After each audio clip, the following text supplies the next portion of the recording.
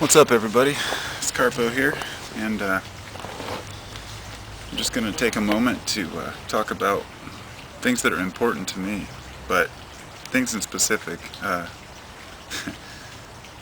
don't really know where to start, honestly. I'm at a loss for words, and that's kind of shocking considering the usual rambling I do on my videos. I guess once I get going, sometimes it's easier. I feel like the universe speaks through me. Um, but much of what I don't mean in the sense that I'm speaking for the universe. What I mean is that when I get talking, sometimes I'll listen to a video that I haven't seen in a while, and I don't usually watch my own videos, but sometimes I'll go back to answer a question from an old video, and I'll say, I don't even remember saying that. And what it is I believe my subconscious is allowed to speak through my videos, and that's why I do this, because it helps me to learn and to gather information about myself. And to some people I may appear to be insightful or helpful, and to some people I may appear arrogant and egotistical.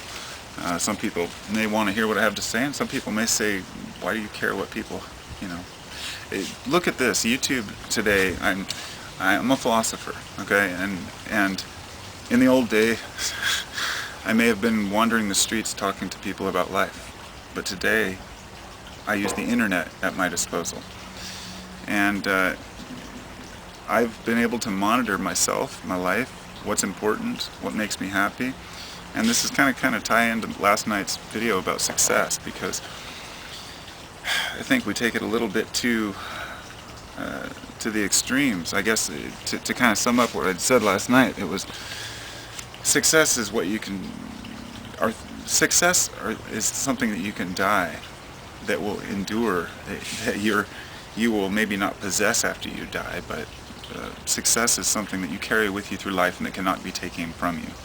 It has to do with the personal betterment of the individual. And while there are lots of people out there trying to tell others how to get better, one of the most important aspects to knowing who you are is asking yourself how easily you get angered.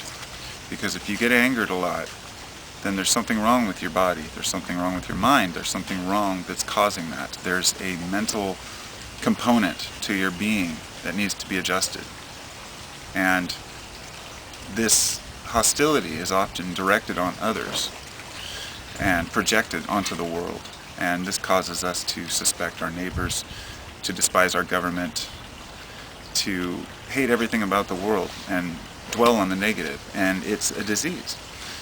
And the way Manly Hall puts it, he says it's an allergy. He calls it an allergy to, he says we have food allergies, we have and some people are allergic to the telephone, and he was saying, and I thought about that, and I said, I can resonate with that. I never answer my phone. I don't like to. For some reason, I don't feel like talking. I like talking to people.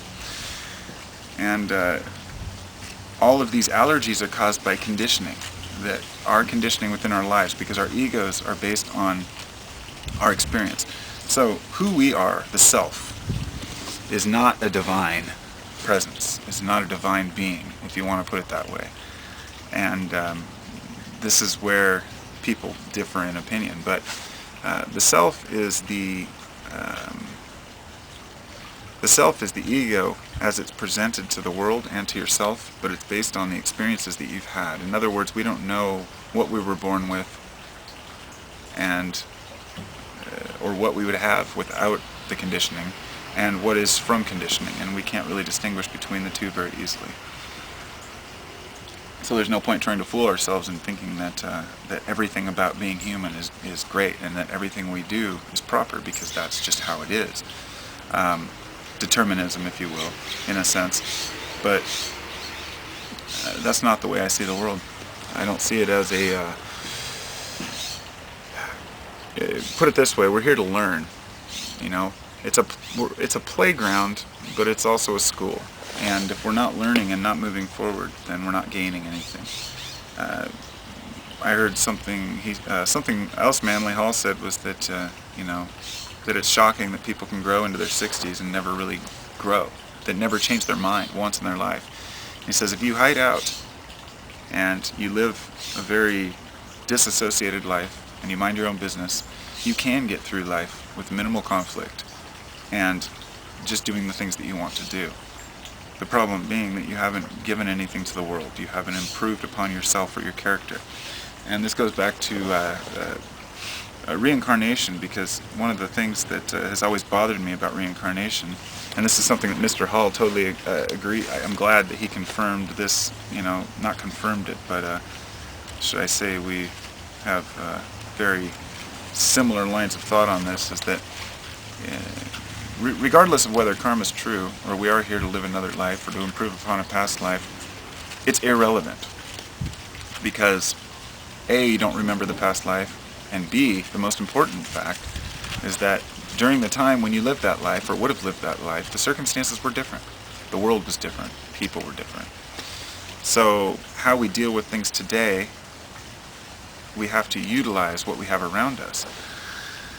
And instead of using these inventions as tools, we've used them as distractions. Ways to not look into ourselves or see ourselves. Many fatalists are always looking for the movie with the sad ending, or they want to assume that everything is wrong. It is a disease. It's an allergy of. In fact, some people may think that it's easier to live that way. It's much more difficult to be a negative person and to suspect everything and everyone. The reason why I know this is at least true in my case is because I was suspicious of people because of situations that had happened in my life. I had lost my father when I was, a teenager. That made me reluctant to build any strong relationships. And then I'd been ripped off right after that by some friends of mine, and a few different times, even after I forgave them. And it built me, I built up a trust issue, which caused me to see the world as a dangerous place. And I had to look at myself when I was, probably around the time I turned 30, and say, look, you're the only one, Josh, that has to live with you for the rest of your life. Regardless of what happens in relationships, family, and friends, I am me, and I'm the only one that's going to help me through this. And this is what's led me to build a mystical, philosophical life, because it's rewarding, it's enriching, and you see two people fighting from both sides and telling you you're wrong because you believe in Jesus, and the other person says no, you're wrong because you believe in Buddha, or you believe in this and that. And I had somebody actually the other night, I made a comment on a video saying, I'm not an atheist or a theist, and this guy tried to attack me and say, you've got to be one or the other, you have to be one or the other. And I said, I just don't like labels. And he's like, you're playing a game. And I said, none of this matters. It doesn't matter what you think of me. It doesn't matter, because I'm not trying to prove anything. I'm merely here with my thoughts. And no, I don't know. In the end, we both agreed, because I said I don't know. And that was kind of the throwback to people when you say, well, I don't know if God exists or not. You can't be a theist or not an atheist. You're just a person with an inquisitive nature. I've opted out of teams. I've opted out of sides. I don't take a political opinion. I don't take a stance where I would vote for a particular person just because they're affiliated with a party. I don't believe, basically, we put too much trust in people. We think people are going to tell us the truth. We've become dependent, and we use others as a crutch, and use others' research as a crutch for us to say, well, look, these people spent all this time learning this. Well, we know that's not always the way it goes, because centuries later we find out that what we thought was true wasn't. So, I guess to simplify this, there's two ways to look at it. A, you can take what the world is giving to you. You can take what the religious side is telling you, or what the political side is telling you, or you can trust people to tell you what's true, or you can just completely separate yourself from it. You will be ridiculed because you don't take sides. I get it all the time. a wishy-washy kind of view people have of people who don't take sides. And that's really irrelevant to me. I don't really have any point to defend on the sense of, whether my life's wishy-washy or not. Let me take this to faith for a minute. Faith, religion, belief. One of the things I always loved about Mr. Manly Hall was that he talks about Jesus all the time. It's not a big deal to him. He uses Jesus because he knows that many of the people in the audience are, theologians or Christians, different denominations, different creeds, and that a majority of America is a Christian. It's a Christian nation. So when he speaks about Jesus, he'll always use it as if he's a Christian, but then by the end say it doesn't matter if you're a Christian or not. To be a true Christian means that you tolerate others and that you never push your views on others and accept other religions. And I think all religions have the same basic root in tolerance from the beginning, but it was twisted out of proportion. So we get a lot of conflicting opinions about what's important and what's not. And we really want desperately to believe that others behind us have paved the way for us. And it's hard for us to sit there and say, we have to start fresh. Kitty. We have to start over. And just look at ourselves. From where we are now, we have more history than we've ever had. We're able to look back on the world before us with awe and reverence and disgust.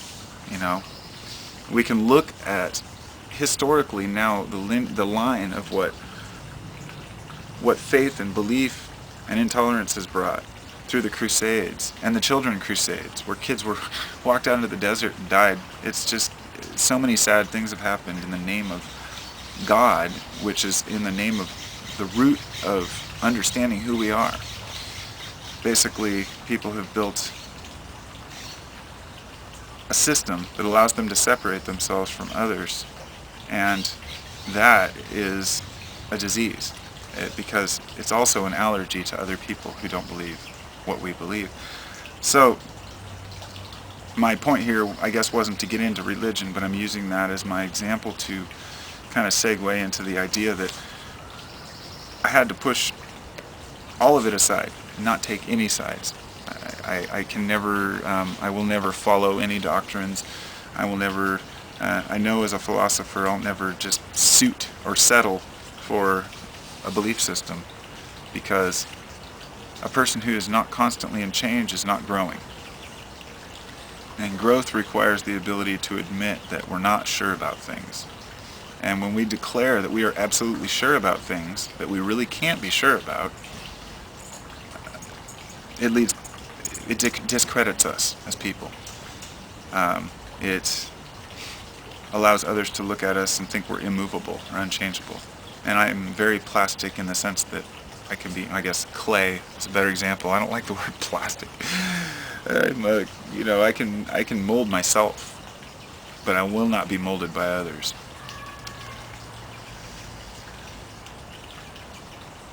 This has brought me happiness. This has brought me contentment. I know that my life is constantly becoming richer. Before I go, I wanted to note this, because Manly Hall inspires me a lot. And it seems like it goes away during the summer. I lose my interest. And I start listening to music again. And I just realized I was just listening to music out here working on the garden, and I turned it on Manly Hall. For the last 10 hours I've been listening to Manly Hall over the last couple of days. And I realized last October I was doing the same thing. In fact, last October I was listening to the Teaching Company philosophy lectures, just tons of them, every day at work for 8-10 hours on the way there and back. Every weekend on my headphones while I was working. Every day I listened to hundreds of hours, thousands of hours of philosophy lectures. And Manly P. Hall, I've heard every one of his lectures that's recorded. And eventually I lost interest, but it came back. And I realized this is a seasonal thing. This is a cyclical thing. This is by observing my interests at certain times of the year. I can see that this is the winter.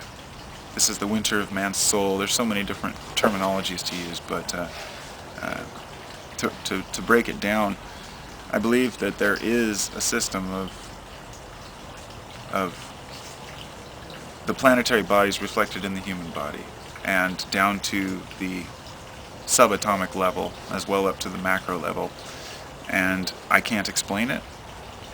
I'm not going to try to explain it. It's just something in my heart I know feels right. And that's where I'm going to live my life, knowing that what I do affects the world around me, and what others do affects the world around them, and that we can't just ignore the problems of the world, but we can't just complain about them either. And the only other option, the only way out, is to take action, and to know that you're trying to make a difference somehow. And so the most, those who have the least to prove often have the most to gain. But people can point the fingers all day. Ultimately, like I said, you're you, and you're only going to be you. And you only have this one life as you, so do what you can with it. I'm trying. I got plenty of faults to work on. I'm so far from being even close to perfect, but understanding and being able to see myself and my true nature for who I am. I love observing my faults because it gives me something to work on. Damn, it's bright out here. Oof. I'm not going to complain because I love the sun. It's mid-October and it's like 75 degrees. I'm just loving it. My garden's loving it too. Anyway, my only hope is to inspire a few souls to find themselves, because it's been a very moving experience for me. Namaste, everybody.